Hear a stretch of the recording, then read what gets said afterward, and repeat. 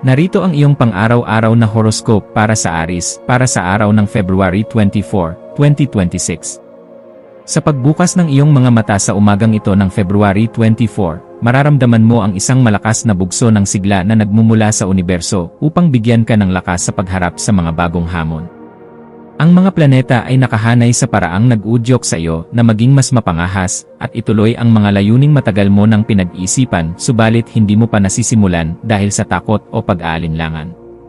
Ngayong araw, ang iyong natural na katapangan bilang isang leader ay lalong kikinang, kaya gamitin ang pagkakataong ito upang maging ehemplo sa mga taong nakapaligid sa iyo na naghahanap ng tamang direksyon. Pagdating sa iyong karera at mga tungkulin sa trabaho, asahan ang isang produktibong daloy ng komunikasyon na magbibigay daan sa mas mabilis na pagtapos ng iyong mga nakabinbing proyekto. Mahalagang mapanatili mo ang iyong focus sa bawat detalye dahil ang iyong talino sa pagsusuri ay magiging susi upang maiwasan ang anumang maliit na pagkakamali na maaaring lumaki kung hindi agad mapapansin. Ang iyong mga boss o nakatataas ay malamang na makita ang iyong dedikasyon. Kaya huwag mag-atubiling ipakita ang iyong mga malikhaing ideya na maaaring magpabuti sa takbo ng inyong operasyon sa araw na ito. Tungkol naman sa usaping pananalapi, ang petsang ito ay nagpapaalala sa iyo na maging masinop at balansihin ang iyong kinikita laban sa iyong mga gastusin na minsan ay labis-labis. Maaaring may dumating na maliit na bonus o hindi inaasahang kita, subalit mas mainam na itabi muna ito para sa iyong mga pangmatagalang plano kaysa gastusin sa mga bagay na panandalian lamang ang dulot na saya. Ang pagdidisiplina sa sarili pagdating sa pera ay magbubunga ng mas malawak na kalayaan sa hinaharap, lalo na't may mga malalaking kaganapan kang pinaghahandaan sa mga susunod na buwan. Sa aspeto ng pag-ibig at pakikipag-ugnayan, ang enerhiya ng araw ay naghihikayat sa iyo na maging mas malambot ang pakikitungo sa iyong kapareha o sa mga taong mahalaga sa iyong buhay. Ang pagiging bukas sa kanilang mga hinaing at ang pagbibigay ng sapat na atensyon ay magpapalalim sa inyong ugnayan at magtatanggal sa anumang tensyon na dulot ng mga nakaraang hindi pagkakaunawaan. Para sa mga naghahanap ng pag-ibig, ang iyong aura ay puno ng karisma ngayon. Kaya huwag matakot na lumabas at makipagsalamuha dahil maaaring makatagpo ka ng isang tao na may kaparehong hilig at pananaw. Ang iyong kalusugan ay nangangailangan din ng kaukulang pansin sa pamamagitan ng pagkakaroon ng wastong disiplina sa pagkain at sapat na oras ng pahinga pagkatapos ng mahabang maghapon. Maaari kang makaramdam ng kaunting pagod dahil sa rami ng aktibidad. Kaya ang pag-inom ng maraming tubig at pagkain ng mga masusustansyang prutas ay makakatulong upang manatiling mataas ang iyong stamina.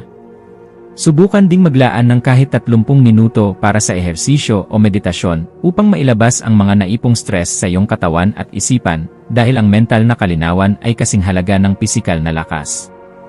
Sa pakikipagkapwa-tao, ang iyong pagiging palabati at palakaibigan ay magbubukas ng mga bagong pinto ng oportunidad para sa pakikipagtulungan sa mga seryosong proyekto o negosyo. May isang lumang kaibigan na maaaring makipag-ugnayan sa iyo upang humingi ng payo o mag-alok ng isang ideya na sadyang nakakaakit at may potensyal na lumago kung pagtutuunan ng panahon.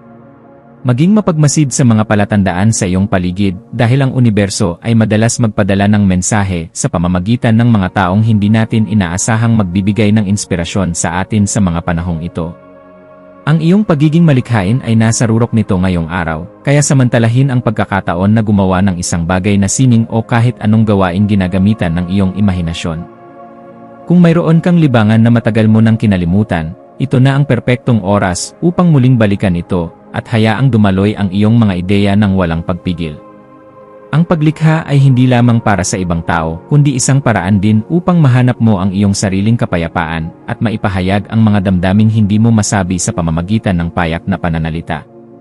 Para sa pamilya, maging handa na gampanan ang iyong papel bilang taga-ayos ng mga maliliit na gulo sa loob ng tahanan dahil sa iyong kakayahang maging patas sa lahat ng panig. Ang iyong presensya ay nagbibigay ng seguridad at kapanatagan sa iyong mga mahal sa buhay, kaya ang paglalaan ng oras para sa isang masayang hapunan ay lalong magpapatatag sa inyong pundasyon. Iwasan ang pagiging masyadong dominante sa mga usapan at sa halip ay hayaan ang bawat miyembro na ibahagi ang kanilang sariling karanasan upang mas maging bukas ang inyong komunikasyon sa isa't isa. Ang iyong intuition ay magiging gabay mo sa pagpapasya tungkol sa isang mahalagang bagay na may kinalaman sa iyong tinitirhan o kapaligiran na nais mong baguhin. Kung sa tingin mo ay kailangan na ng bagong ayos ang iyong kwarto o opisina, gawin ito ngayon dahil ang daloy ng enerhiya ay mas magiging maayos kung ang iyong paligid ay malinis at organisado. Ang pagtatapon ng mga lumang gamit na wala ng pakinabang ay simbolo rin ng pagpapakawala sa mga nakaraang alaala na pumipigil sa iyong tuluyang pag-unlad at pag-akyat sa susunod na antas. Pagdating sa edukasyon at pagkatuto, asahan ang isang liwanag sa iyong isipan na magpapadali sa pag-unawa sa mga komplikadong paksa na dati ay nahihirapan kang intindihin. Mainam na magbasa ng mga aklat na may kinalaman sa pagpapaunlad ng sarili o kaya ay manood ng mga dokumentaryo na magpapalawak sa iyong kaalaman tungkol sa mundo at sa mga nangyayari sa lipunan. Ang bawat impormasyon na iyong makukuha sa araw na ito ay magsisilbing sandata mo sa mga darating na diskusyon o kaya ay magagamit mo sa pagbuo ng mas matitibay na argumento sa iyong mga mitiin. Iwasan ang pakikipagtalo sa mga taong sarado ang isipan dahil mauubos lamang ang iyong lakas sa pagpapaliwanag ng mga bagay na hindi naman nila gustong maunawaan.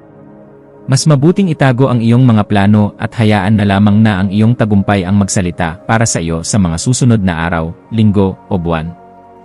Ang pagiging matalino sa pagpili ng iyong mga laban ay tanda ng pagiging mature, at sa araw na ito, ang pananahimik ay madalas na mas makapangyarihan kaysa sa pagsasalita ng walang sapat na basehan o ebidensya.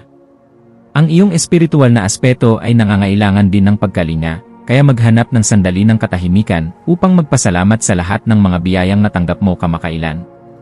Ang pagkilala sa kabutihan ng universo ay mag-akit ng mas marami pang positibong kaganapan sa iyong buhay, kaya manatiling mapagkumbaba sa kabila ng iyong mga nakakamit na tagumpay.